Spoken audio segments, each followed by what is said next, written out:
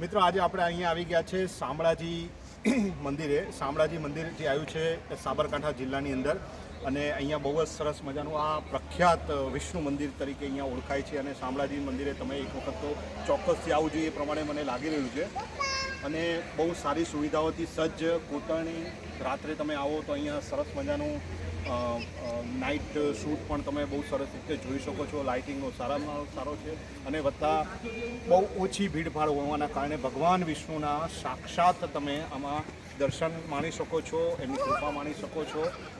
તો આ બધી વસ્તુઓ કહેવાની પાછળનો મારો તાત્પર્ય કે જેટલું તમે ધર્મ વધારો છો તો જ તમને આ ધર્મનો ફાયદો તમારા ધનરૂપી, તમારા મનરૂપી, તમારા